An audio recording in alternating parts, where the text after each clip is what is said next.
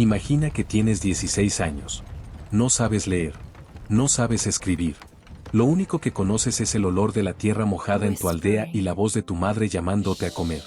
Ahora imagina que un día llegan hombres uniformados, te suben a un carruaje sellado y tu madre firma tu entrega con una marca de tinta porque ni siquiera sabe trazar su propio nombre.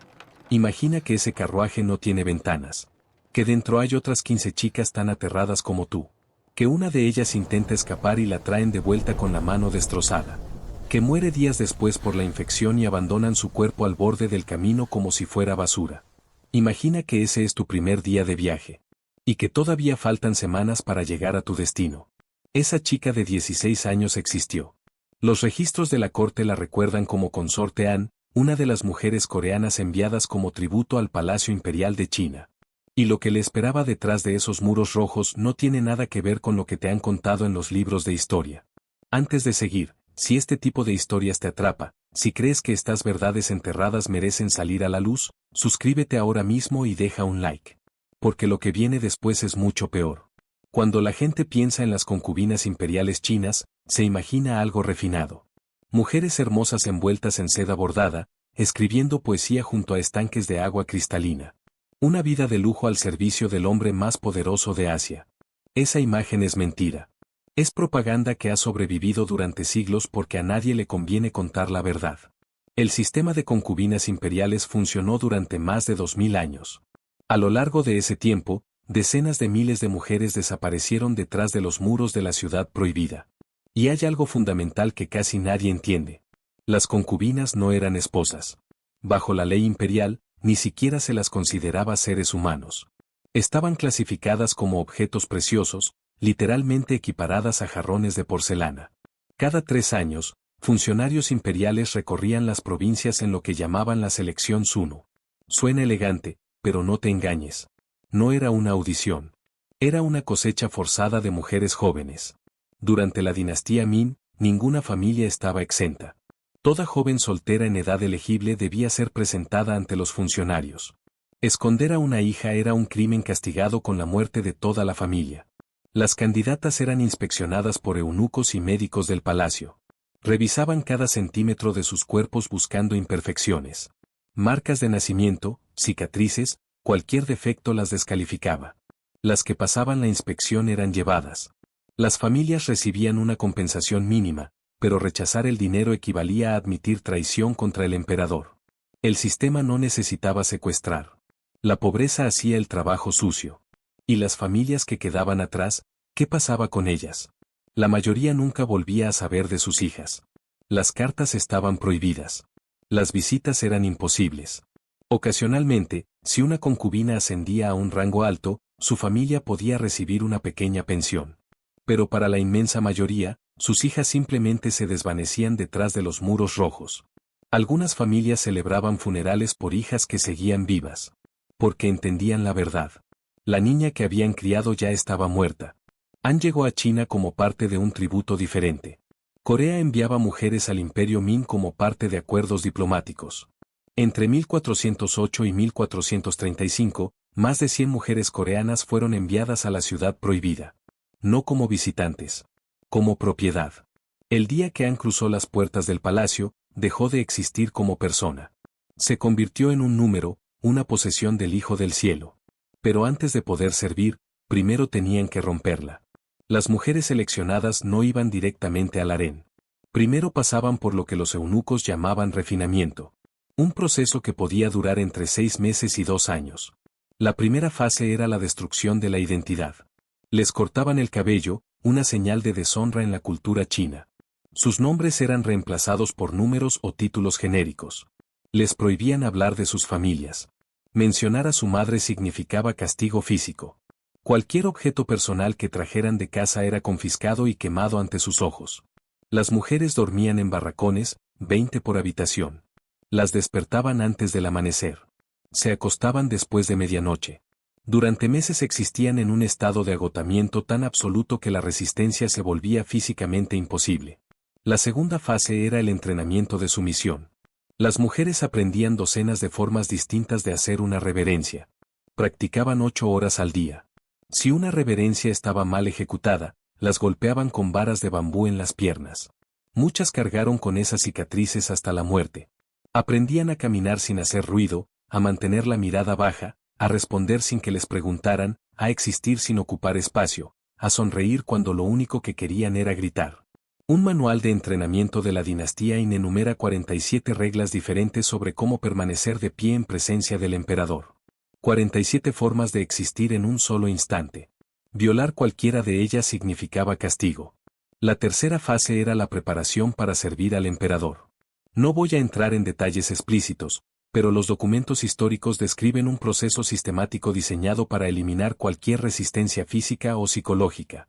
Registros médicos del Palacio de 1723 hablan de candidatas que presentaban resistencia y de protocolos de preparación que requerían múltiples sesiones. El lenguaje clínico apenas disimula lo que se les hacía a esas mujeres. Documentos administrativos redactados como si estuvieran hablando de domar caballos. Después de meses de esto, las que sobrevivían eran consideradas listas. Listas para entrar en un mundo donde su sufrimiento apenas estaba comenzando. Tras el entrenamiento, las jóvenes entraban en el sistema oficial. Y ahí comenzaba otra forma de infierno. La jerarquía era brutal. En la cima, la emperatriz, la única esposa oficial del emperador. Debajo, las consortes imperiales. Luego concubinas de alto rango divididas en múltiples niveles. Y en el fondo, concubinas comunes, a veces cientos de ellas, y mujeres de preparación, chicas cuyo destino aún no se había decidido. Tu rango lo determinaba todo. La cantidad de comida que recibías, el color de tu ropa, el tamaño de tu habitación, el número de sirvientes, incluso el tipo de plato en el que comías. La emperatriz recibía más de 10 kilos de carne selecta cada día. Una concubina de rango bajo recibía apenas 2 kilos, y muchas veces ni eso, porque los eunucos corruptos robaban las provisiones antes de que llegaran a las cocinas. Muchas concubinas de rango bajo sufrían desnutrición. Se les caían los dientes, se les afinaba el cabello, envejecían décadas en unos pocos años. Y la ironía más cruel era que su deterioro físico las hacía aún menos probables de ser convocadas. Una espiral descendente diseñada dentro del propio sistema. El emperador no visitaba a sus concubinas. Ellas eran convocadas. Cada noche, un eunuco le presentaba al emperador tablillas de madera con los nombres y retratos de las mujeres disponibles. El emperador señalaba una y entonces comenzaba el ritual. La concubina elegida era llevada al palacio de baños. Eunucas la bañaban y preparaban, pero no la volvían a vestir. La envolvían en una manta de seda como un paquete, con solo el rostro visible. ¿La razón? Una mujer vestida podía ocultar un arma. 2 eunucos la cargaban hasta las cámaras imperiales. Desenrollaban la manta al pie de la cama y la concubina, completamente desnuda, debía arrastrarse hacia el emperador sin levantar la mirada. Y aquí viene algo que casi nadie sabe. Un eunuco jefe permanecía en la habitación durante todo el encuentro. Detrás de un biombo, pero presente. Su trabajo era controlar el tiempo. Después de exactamente 30 minutos, anunciaba en voz alta que era hora de preservar la esencia dorada del Hijo del Cielo. El emperador debía terminar de inmediato. Si no lo hacía a tiempo, el eunuco entraba y retiraba físicamente a la concubina. Después de cada encuentro, la mujer era examinada por un médico imperial que registraba cada detalle. ¿Para qué? Porque si quedaba embarazada, necesitaban prueba absoluta de que el hijo era del emperador. Pero lo verdaderamente perverso del sistema era esto. La mayoría de las concubinas nunca eran convocadas. Ni una vez. Nunca. Había cientos de mujeres en el harén, a veces más de 1000. El emperador podía convocar a 1 o 2 por semana. Haz las cuentas. Una concubina podía pasar toda su vida, décadas enteras, esperando una llamada que jamás llegaría. Envejeciendo en silencio, viendo llegar a chicas más jóvenes, sabiendo que su único propósito, la única razón por la que fue arrancada de su familia, jamás se cumpliría. Y sin embargo, no podía marcharse, no podía casarse, no podía tener hijos con nadie más. Era propiedad en almacenamiento permanente, sin nada que hacer más que esperar. Las mujeres se volvían unas contra otras. El harén imperial no era solo una prisión. Era una arena. Cientos de mujeres compitiendo por la atención de un solo hombre. Todas sabiendo que un embarazo podía cambiarlo todo o destruirlo todo. El resultado fue una guerra oculta que duró siglos. Las concubinas envenenaban la comida de las demás. Sobornaban a eunucos para eliminar a rivales de las tablillas de selección. Esparcían rumores diseñados para hacer caer en desgracia a otras mujeres.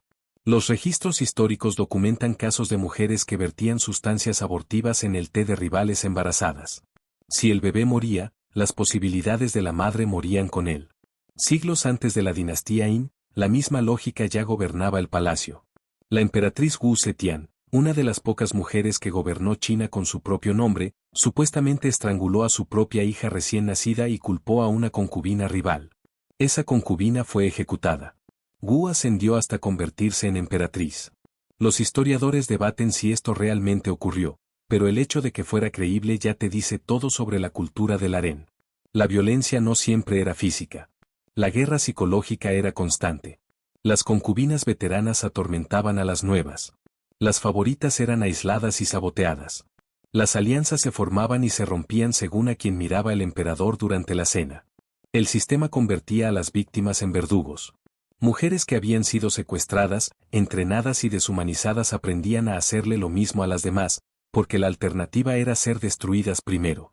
Y si una concubina de alguna manera sobrevivía a la guerra interna y captaba la atención del emperador, si quedaba embarazada, ahí es cuando empezaba la verdadera pesadilla. Quedar embarazada era lo peor que podía pasarle a una concubina de bajo rango. La lógica diría que un hijo del emperador elevaría su estatus. Pero la realidad era más cruel. Una concubina embarazada era aislada en los palacios más remotos de la ciudad prohibida. Pasaba 9 meses bajo vigilancia constante. Sin visitas, sin cartas, sin paseos por los jardines.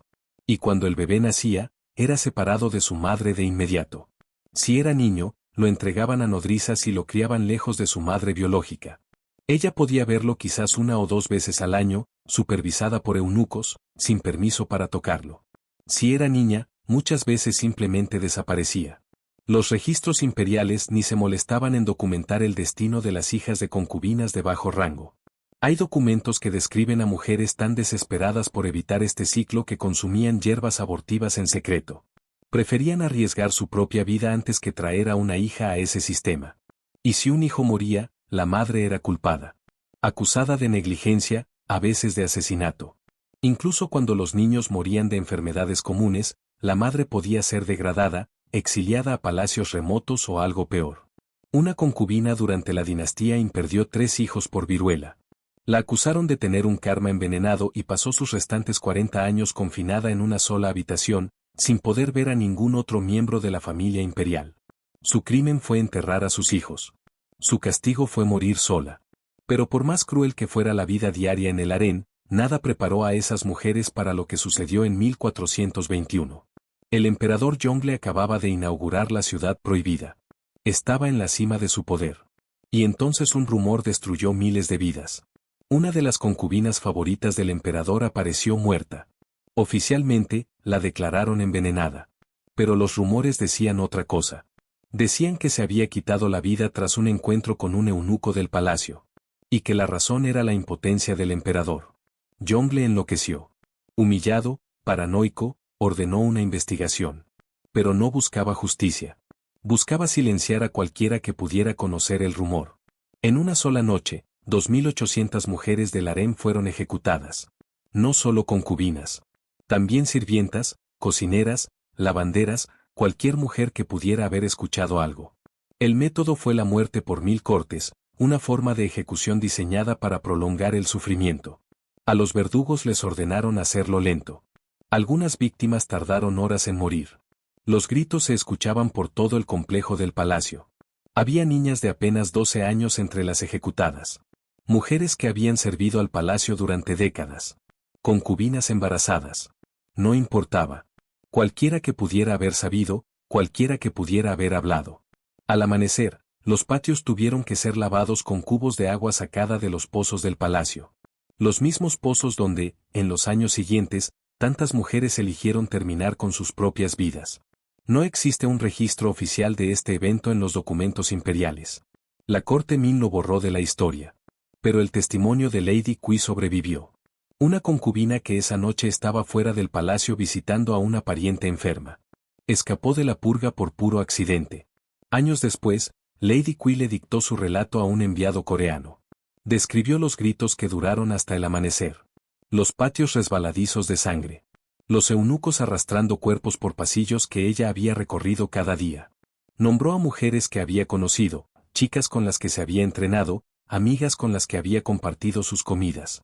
Su testimonio fue preservado en archivos diplomáticos coreanos, donde los censores de la dinastía Min no podían alcanzarlo. Lady Qui tampoco escapó por mucho tiempo. Cuando el emperador Yongle murió 3 años después, ella fue seleccionada para el sacrificio de acompañamiento. Sus últimas palabras registradas, preservadas por el mismo enviado coreano, fueron estas: sobreviví a la noche de sangre solo para morir envuelta en seda. An, la joven coreana de nuestra historia, también sobrevivió a la masacre.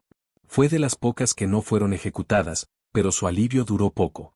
3 años después, cuando Yongle murió, An fue incluida en la lista de mujeres seleccionadas para el honor eterno.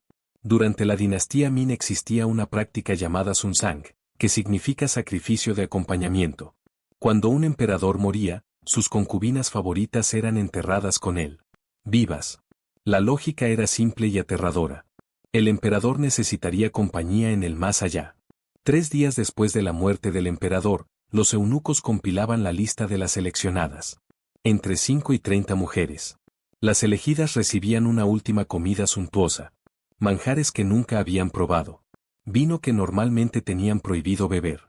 Algunos relatos describen músicos tocando mientras las mujeres comían, como si fuera una celebración.